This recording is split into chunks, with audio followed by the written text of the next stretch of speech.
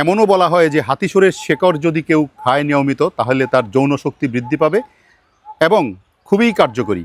আসলে যৌন শক্তি বৃদ্ধি করতে হাতিসুরের তেমন কার্যকারিতা নেই, এই ব্যাপারে আমি আপনাদের সাথে আলোচনা করব। আপনারা দেখতে পাচ্ছেন আমার সামনে অনেক হাতিসুর। এই হাতিসুর নিয়ে অনেক কথা প্রচলিত আছে। এর বটানিক্যাল নাম হচ্ছে হেলিওট্রপিয়াম ইন্ডিকাম, বাংলায় একে হাতিসুর বলা হয়। এই উদ্ভিদটি গ্লুকোজ ও আয়ুর্বেদিক চিকিৎসায় বহুদিন ধরে ব্যবহার হয়ে আসছে, কিন্তু না জেনে এর কিছু ব্যবহার মারাত্মক ঝুঁকিপূর্ণ হতে পারে। এই বিষয়টা নিয়েই ভিডিওর শেষাংশে আলোচনা করব। তার আগে কি ইন্ডিকেশনে এটাকে ব্যবহার করা যেতে পারে সেই ব্যাপারে একটু কথা বলছি। হাতিসুর সাধারণত প্রদাহ ও ব্যথা উপশমে ব্যবহার করা হয়।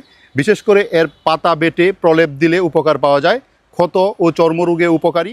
পাতার রস ক্ষত, কাটাছেঁড়া, একজিমা, চুলকানিতে ব্যবহার করা হয়।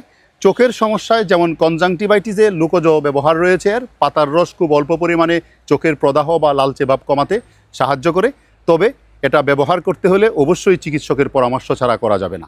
তার কারণ হলো চোখ আমাদের খুবই সেন্সিটিভ একটা বিষয়, তাই এটাকে যত্রতত্র ব্যবহার এভাবে না করাই ভালো।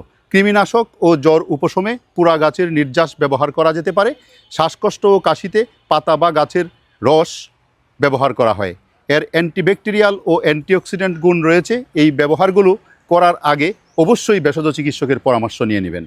পরামর্শ ছাড়া কখনোই এটাকে ব্যবহার করবেন না। মনে রাখবেন, সব ভেষজ ঔষধেই নিরাপদ নয়। আজকাল অনেকেই যৌনশক্তি বর্ধক হিসাবে এটাকে প্রমোট করছেন। এটাকে যত্রতত্র ব্যবহার করা উচিত নয়, কারণ হাতিসুরে থাকা পাইরোলিজিডিন অ্যালকালয়েড মানুষের লিভার ড্যামেজ করতে পারে। সুতরাং হাতিসুর যদি ব্যবহার করতেই হয় তাহলে অবশ্যই চিকিৎসকের পরামর্শ নিয়ে তারপর করতে হবে।